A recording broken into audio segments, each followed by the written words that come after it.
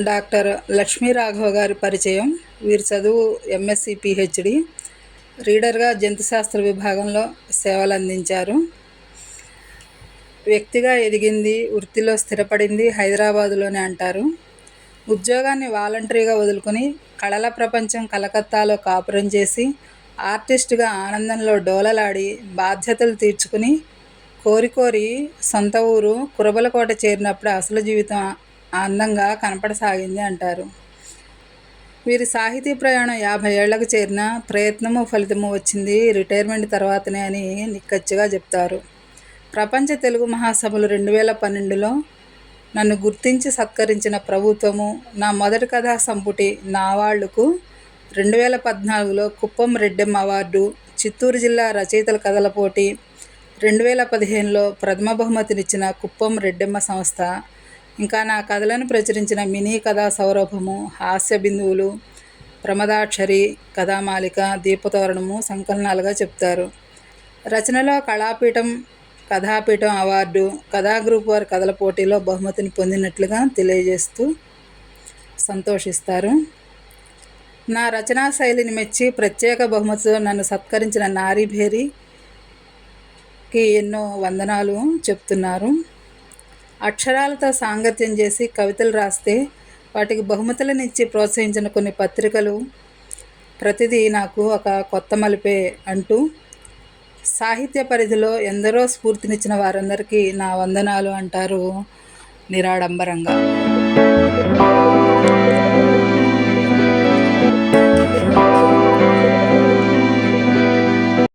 మిత్రులారా నమస్తే. సోంపాకం మ్యూజింగ్స్ సమర్పించు సాహితీ సంపెంగలకు స్వాగతం. ఇందులో భాగంగా ఈరోజు మీరు వినబోయే కథా సంపంగి రాజమార్గము. రచయిత్రి శ్రీమతి కె లక్ష్మీ రాఘవ గారు. వీరు డాక్టర్ కెవి లక్ష్మిగా పరిచయస్తురాలు. ఈ కథ విశాలాక్షి మాసపత్రిక సెప్టెంబర్ 2016వ సంవత్సరంలో ప్రచురింపబడింది. మీకు ఈ కథను చదివి వినిపిస్తున్నది శ్రీమతి సోంపాక సీత. అయ్యో లేట్ అయిపోయిందే అనుకుంటూ గబగబా లేచి మంగళసూత్రాలు కళ్ళకద్దుకుంటూ బాత్రూమ్ వైపు నడిచింది శ్రీలక్ష్మి. వంటింట్లో నుండి వస్తున్న భర్త శ్రీనివాసరావును చూసి ఆశ్చర్యపోయింది.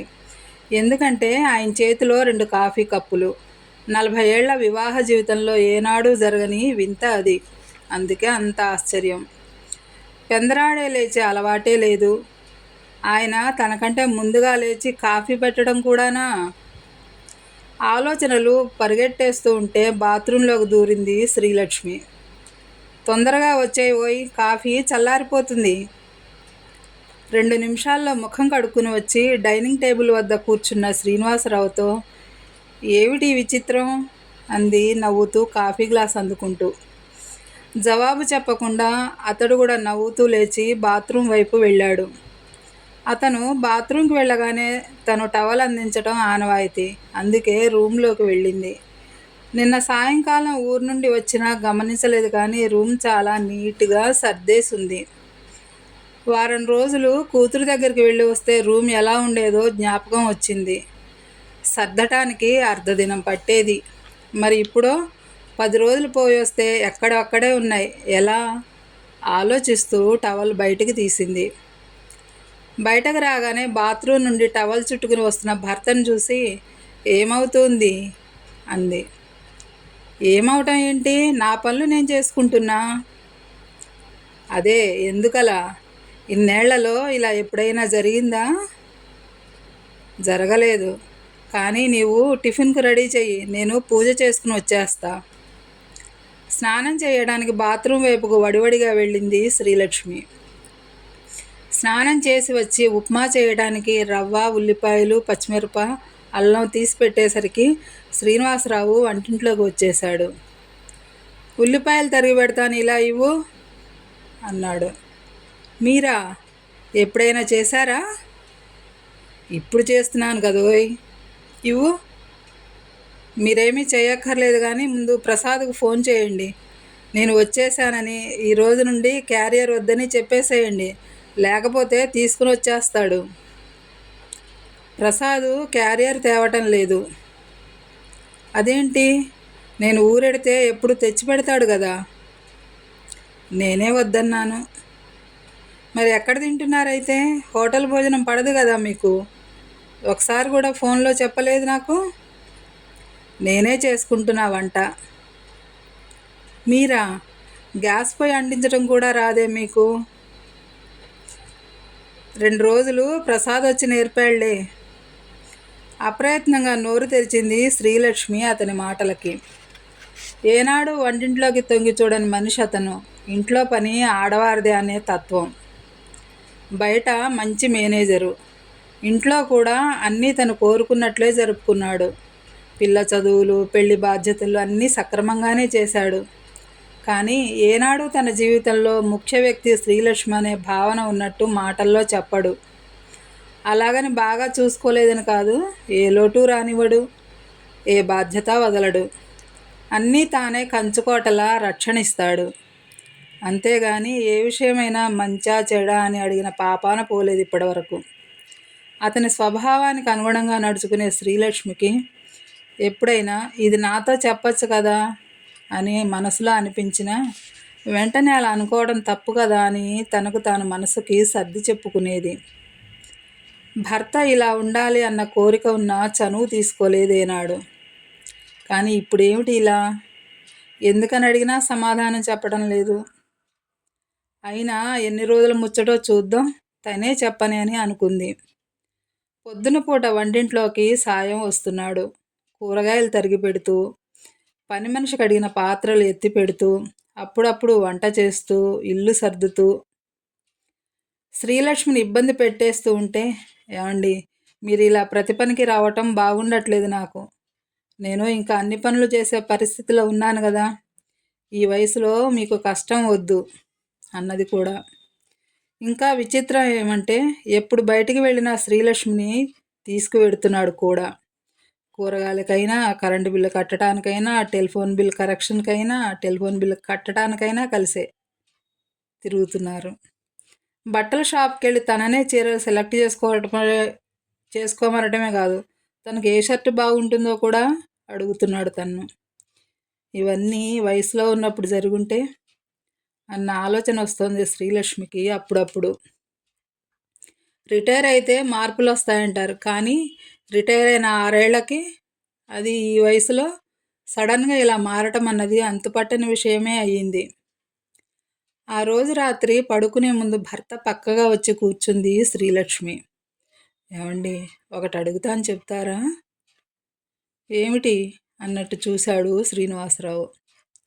ఈసారి నేను అమ్మాయి దగ్గరికి వెళ్ళొచ్చాక చాలా మార్పులు వచ్చాయి. ఏమిటిది అని అడిగితే చిరునవ్వుతో తప్పించుకుంటున్నారు. మీతో కలిసి జీవించిన 40 ఏళ్లలో ఇప్పుడు నేను స్వతంత్రంగా మాట్లాడగలుగుతున్నాను. ఏదో తెలియని దగ్గరతనం మన మధ్య చోటు చేసుకుంది. నాకు ఒక విధంగా సంతోషంగా ఉంది. కానీ ఎందుకిలా? ఏమైంది మీకు? నాతో చెప్పరా? శ్రీలక్ష్మి: ఏమని చెప్పను, వయసులో ఉన్నప్పుడు ఎన్నో ఒత్తిడులు, బాధ్యతలంటూ సరిపోయింది. ఏ సమస్య ఇబ్బంది పెట్టకుండా మీ అందరినీ చూసుకోవటం ఇంటి యజమానిగా నా బాధ్యత అనుకున్నా. పిల్లలు సెటిల్ అయ్యారు, మిగిలింది మనమిద్దరం. ఇప్పుడు నాకు అనిపిస్తున్నది ఒక్కటే, జీవితం ఎన్నో రోజులు లేదు.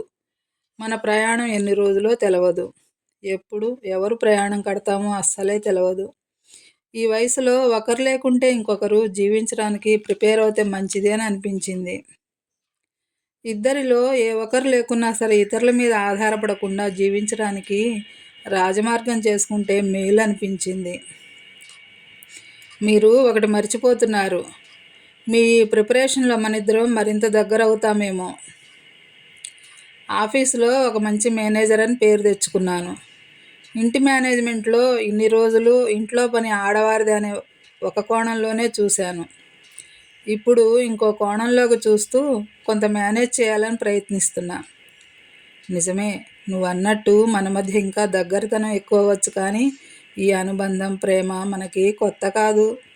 వాటి పునాదితోనే ఒకరికొకరం దూరం అయినప్పుడు మరీ బేలగా తయారైపోకుండా నిలబడగలిగి మిగిలిన జీవితం గడపాలని ఒక చిన్న ప్రయత్నం. ముఖ్యంగా ఎవరికి ఇబ్బంది కలగకుండా ఉండాలని అనిపించింది. ఏమంటావు శ్రీలక్ష్మి? ఈ ప్రిపరేషన్ తప్పంటావా అంటున్న శ్రీనివాసరావును ప్రేమగా దగ్గరకు తీసుకుని గుండెలకు హత్తుకుంది హాయిగా శ్రీలక్ష్మి. ఇదంతా చివరి ప్రయాణానికి రాజమార్గమా అంటూ అతని కౌగిలిలో ఒదిగిపోయింది. ఆ రాత్రి పడుకోగానే కొద్ది రోజుల క్రితం కలిసిన తన ఫ్రెండ్ రామనాథన్ని గుర్తు చేసుకున్నాడు. తనలాగే ఒక కంపెనీలో మేనేజర్గా పనిచేసేవాడు. చాలా సక్సెస్ఫుల్ మనిషి. అటువంటి మనిషి చాలా దీనంగా డిప్రెషన్లో ఉండటం చూసి షాక్ అయింది శ్రీనివాసరావుకి.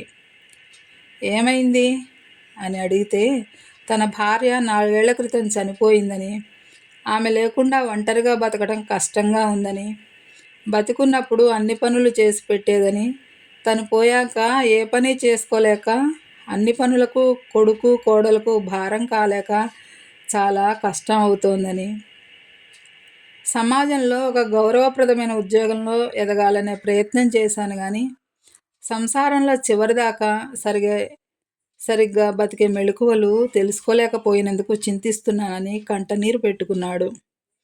ఇది విన్న తర్వాత ఒక సూచన స్ఫురించింది శ్రీనివాసరావుకి.